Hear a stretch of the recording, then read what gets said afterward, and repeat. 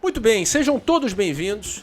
Esse é o Conexão em Ciência 2022, nossa primeira aula, uma aula muito importante, que é uma aula de anestésicos gerais, anestésicos locais, as principais características que diferenciam essas substâncias, os subgrupos, principalmente os anestésicos gerais. A gente vai ver anestésicos inalatórios, anestésicos intravenosos, quais são os padrões que essas substâncias, as moléculas vão influenciar para que eu possa originar um quadro de anestesia geral e preparar assim aquele paciente, aquele organismo para um processo cirúrgico. Os anestésicos locais, as propriedades desses anestésicos, quais são as diferenças químicas entre os grupos ésteres e amidas e o papel fundamental dessas substâncias na farmacologia. E é isso que a gente começa a ver hoje, tá bom? Logo depois da vinheta. Vamos lá.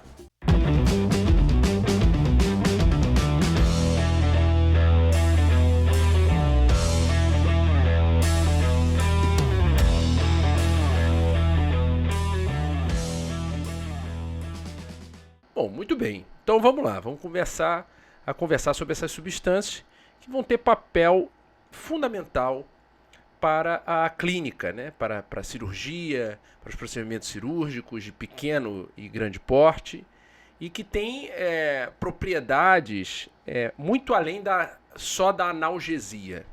Então como é que surgiram essas substâncias? Como é que elas foram... esse intuito de entender substâncias, de buscar substâncias que controlassem a dor, que reduzissem, amenizassem o sofrimento, permeia já há milênios, né? O registro mais antigo que existe é de uma tábua em argila, onde os sumérios eles descreveram a planta da felicidade. 2100 anos antes de Cristo, que é a Papaver somniferum, né? Que é a papoula. Planta essa que o extrato da semente da planta, da onde a gente extrai o ópio, contém alcaloides naturais, como a morfina, a codeína, a tebaína, a papaverina. Então, são alcaloides esses potentes analgésicos que vão constituir, inclusive, o grupo das substâncias que são os opioides, né, que são os mais potentes analgésicos que a gente tem a disponibilidade clínica, de uso clínico, tá? Então, esse entendimento, essa busca pelas substâncias como os opioides, como, por exemplo, os análogos, ou os alcaloides naturais derivados da escopolamina, atropina, da mandrágora, né? Dioscoríades já propunha o uso de extratos, né, do vinho da mandrágora para tratar tanto a insônia, né, os males da insônia, quanto a analgesia, quanto a dor relacionada a processos infecciosos ou procedimentos cirúrgicos, enfim. Ainda que não arcaicos, historicamente falando, né, mas ele já propunha isso. E quais são os alcaloides que constituem a mandrágora? Né? O que a mandrágora a gente pode extrair? Exatamente, escopolamina, atropina, angélico-toxina, então, entre outras, que são substâncias importantes que vão atuar em áreas cerebrais relacionadas tanto a indução do sono, quanto, e a gente vai conversar sobre isso mais à frente, que há uma relação muito comum de regiões neurofisiologicamente falando, as regiões neurofisiológicas comuns entre sono e anestesia, apesar de serem processos diferentes, né? A gente passa então, os derivados opioides, os derivados antagonistas colinérgicos, o álcool foi utilizado por muito tempo, né? Aliás, a partir do álcool, Valério Scordos, que era sócio e aluno de Paracelso, sintetiza, e o ácido sulfúrico sintetiza o éter dietílico, que foi o primeiro anestésico a ser utilizado, como a gente vai ver daqui a pouquinho, pelo Thomas Green Morton. Foi o primeiro anestésico a ser utilizado para anestesiar um paciente e prepará-lo para um procedimento cirúrgico. Então, esse entendimento ele segue. O Joseph Priestley é um importante cientista que foi responsável por isolar o oxigênio, molécula de oxigênio. E ele, em 1772, ele produziu o óxido, ele sintetizou o óxido nitroso, que estudos subsequentes, Humphrey Davy, entre outros, possibilitaram o entendimento que tanto o éter quanto o óxido nitroso, Michael Faraday percebeu isso, né? Eles tinham propriedades muito similares em relação à analgesia e em relação a desencadear processo de inconsciência, amnésia. Então ele entendeu que eles podiam ser utilizados de certa forma como em procedimentos anestésicos. Então isso vai nos trazer talvez os dois personagens, não sei, um dos dois mais importantes nessa relação do histórico da anestesia, que é um histórico muito rico, né, e muito interessante, que é Horace Wells, os dentistas, né, Horace Wells e William Thomas Green Morton. O Horace Wells, ele assim como era um dentista e um cientista, era um observador. E nessa época os dentistas eles eram os responsáveis por, talvez mais do que os médicos, buscar substâncias que, de certa forma, controlassem, aliviassem a dor dos pacientes que buscavam auxílio deles, né? A medicina estava muito mais voltada a tentar amenizar as mortes por pneumonia, por febre tifoide, por malária. E os dentistas, pela dinâmica da profissão, os pacientes que os procuravam, e mesmo até hoje que os procuram em um momento de dor. E pelo local anatômico, para qualquer tipo de tratamento, é necessário conter essa dor, para que possa ter acesso ao sítio ali da boca e poder manusear e estabelecer assim um protocolo de tratamento. Então eles parece que tinham que ser eles mesmo. E o Horace Wells, ele observou durante uma apresentação de óxido nitroso. Então, o óxido nitroso e o éter começaram a ser utilizados em apresentações, em festas, porque também tem propriedades alucinógenas, de relaxamento. E ele observou numa dessas apresentações que um vizinho sentado ao seu lado, durante a inalação do óxido nitroso, machuca o joelho, mas não percebe. Era um farmacêutico, ele não percebeu. E aquilo chamou a atenção dele, como um bom cientista e observador. E ele entrou em contato com o apresentador do Colton, era Jeffrey Colton, para que no dia seguinte fosse a seu consultório e utilizasse o gás nele, Thomas Green Morton, para que fosse feita uma extração de um dente molar, por também um outro colega de profissão. O procedimento foi um sucesso, ele utilizou nele mesmo óxido nitroso, né? E houve a extração do molar, ele disse que só sentiu uma leve picada e tudo correu muito bem. E aí ele propõe que esses teria propriedades anestésicas e propõe expor isso à comunidade científica.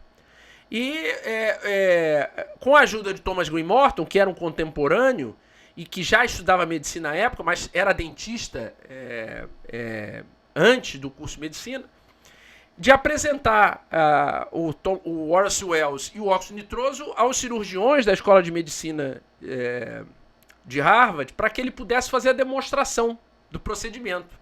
Um aluno da Escola de Medicina se voluntariou, o Horace Wells fez a inalação, né? Ele fez no aluno a administração do óxido nitroso, mas ele não conseguiu. O paciente em questão, esse aluno voluntário, sentiu muita dor do procedimento de extração dentária, né? Era a extração de um dente. Sentiu muita dor, então aquilo foi um fracasso. E ele nunca mais superou isso, né? Ele não tinha o conhecimento à época de que o óxido nitroso ele tem uma baixa potência como anestésico inalatório. Ele tem uma CAM, como a gente vai ver, uma concentração alveolar mínima muito alta, o que reflete uma baixa potência. Então ele cai em desgraça, ele acaba se suicidando uns 3 anos depois. Ele ele, durante esses 3 anos, tentou buscar para ele o feito de ter sido o primeiro a administrar publicamente uma substância em prol de gerar uma anestesia, mas sem sucesso, claro, mas ele teve a importância dele.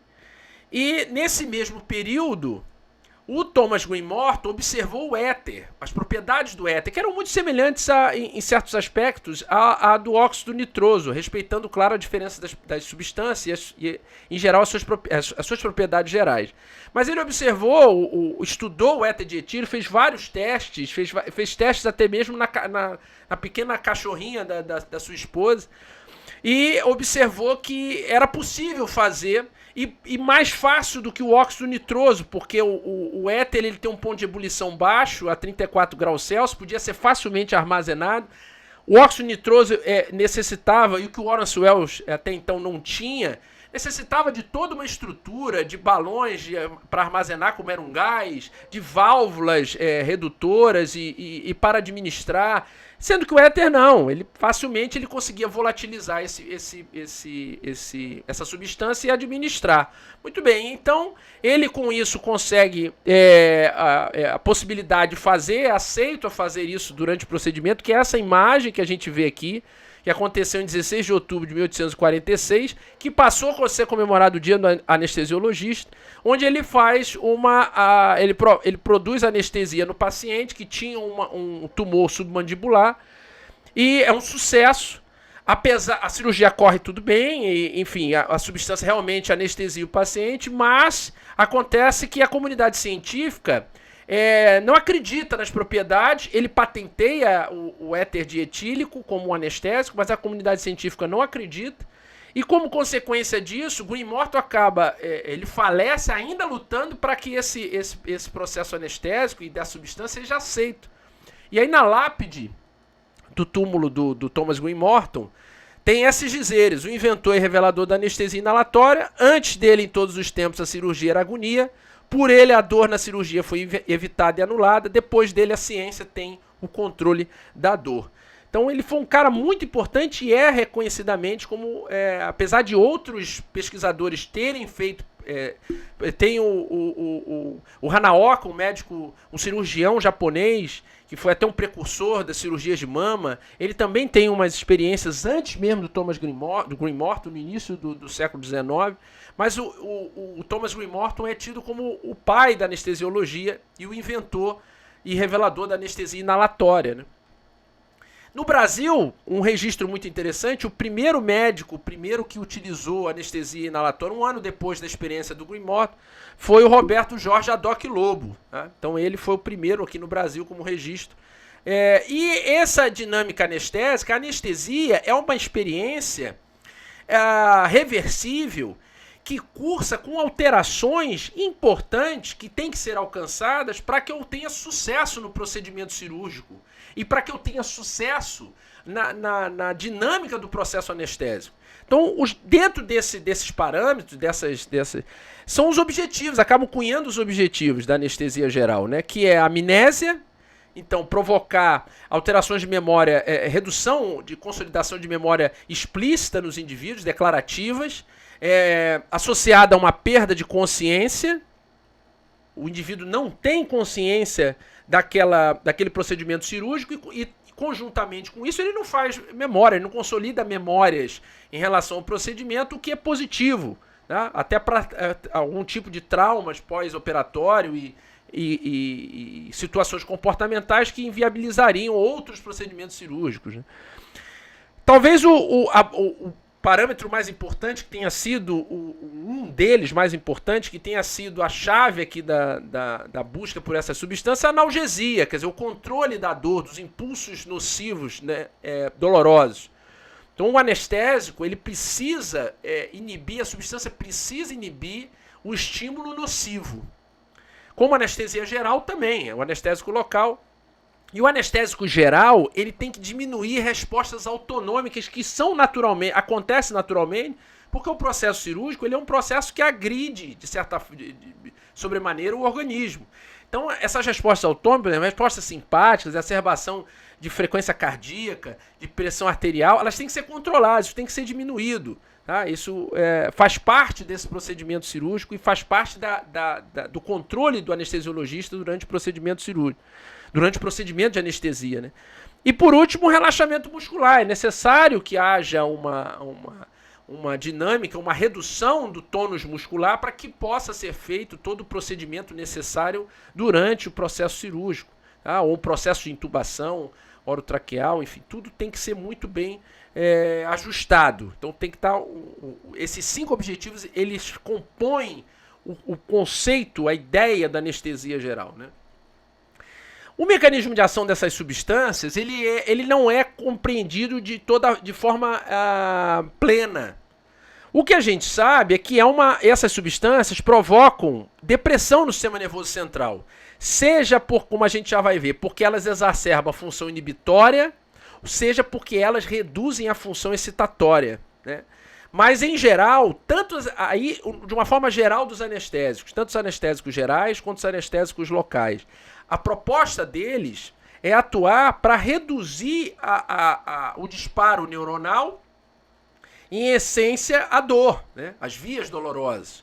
Os anestésicos locais, como vocês podem ver, por bloquear a condução do impulso, por fibras C, fibras A delta, atuando sobre canais de sódio, despolarizando a célula, quer dizer, evitando a despolarização celular.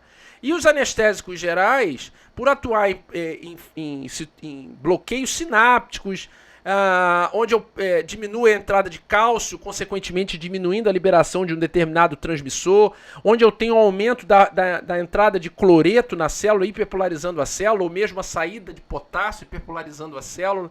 Então tem ações diferentes, em estruturas diferentes do sistema nervoso central, relacionadas a componentes do efeito anestésico, tá certo? Esse processo anestésico, como eu tinha citado no início, ele tem propriedades, tem vias neurofisiológicas muito semelhantes ao circuito sono-vigília. Apesar de serem funções diferentes, mas sono e anestesia, em relação aos circuitos, elas têm algumas propriedades, alguns pontos em comum, neurofisiologicamente falando.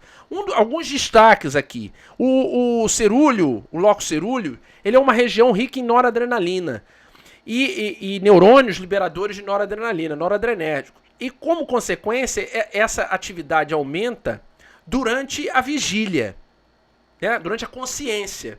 O que a gente sabe com relação ao processo de anestesia? Que os anestésicos tendem a diminuir a atividade noradrenérgica no cerúleo, como consequência, gerando inconsciência. Tá certo?